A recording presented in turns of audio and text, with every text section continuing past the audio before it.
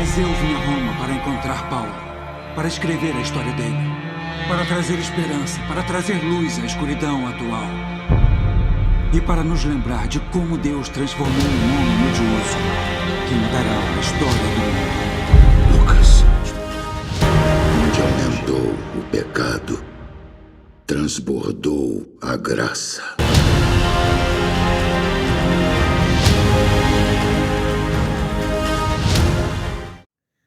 Olá, meu irmão, olá, minha irmã. Estamos juntos mais uma vez para esse nosso precioso estudo da Palavra de Deus, a Carta de São Paulo aos Efésios. Eu espero que você esteja tendo bom proveito desse estudo e ele esteja acrescentando muito para a sua vida espiritual e também para o seu crescimento humano.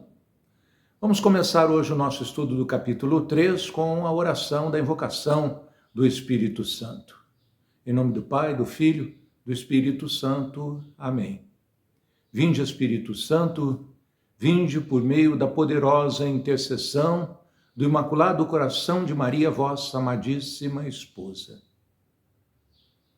E assim, vamos iniciando esse nosso estudo de hoje, lembrando que as perícopes são aqueles pequenos trechos da Escritura com conteúdos e ideias bem expostos que ajudam a facilitar a compreensão do texto.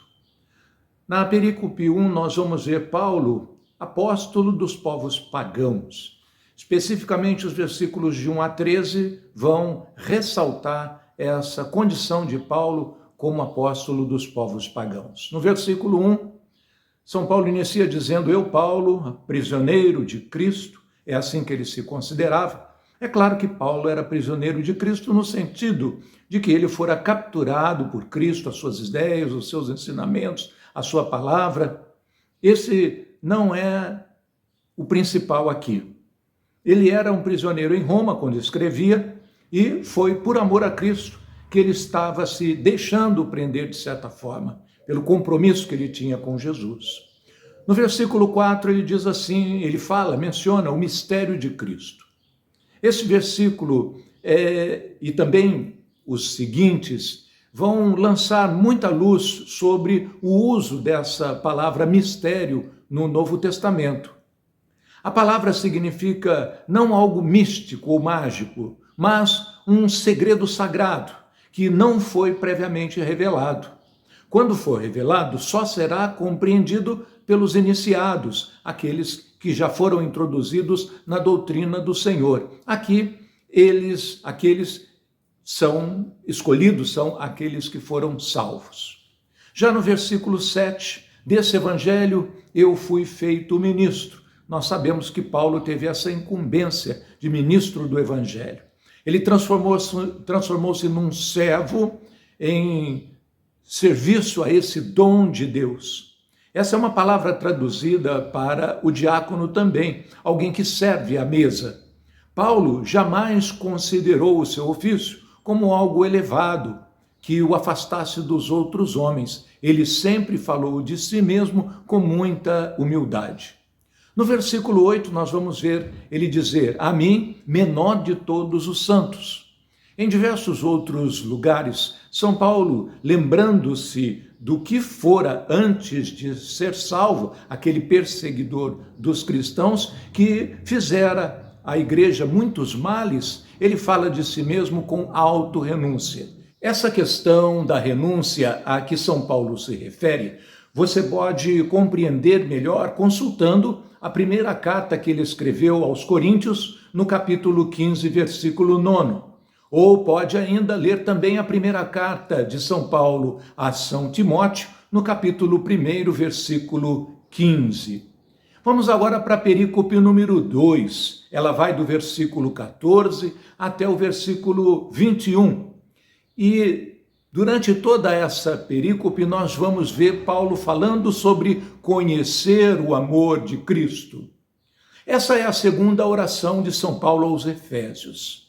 E tal como aconteceu na primeira oração, no capítulo 1, São Paulo relaciona-se principalmente com o bem-estar dele e também dos cristãos de Éfeso.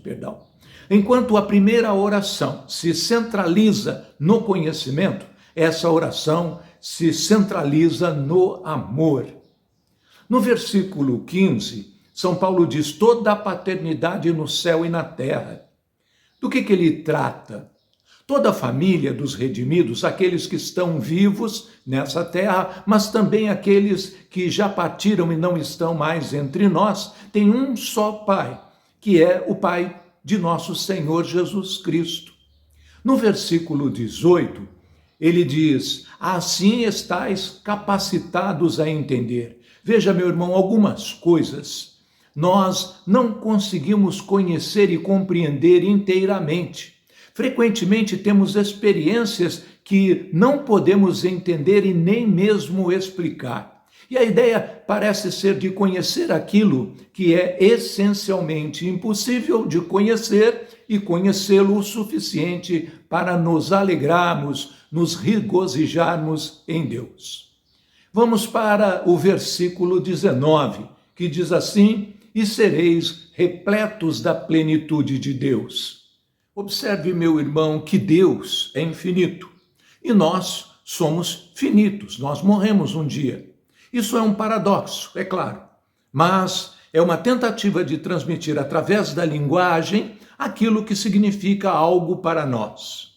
A superabundância da graça colocada à nossa disposição pelo Pai Celestial através de nosso Senhor Jesus Cristo. Esses são, em síntese, os conhecimentos que nós vamos adquirir estudando esse capítulo 3.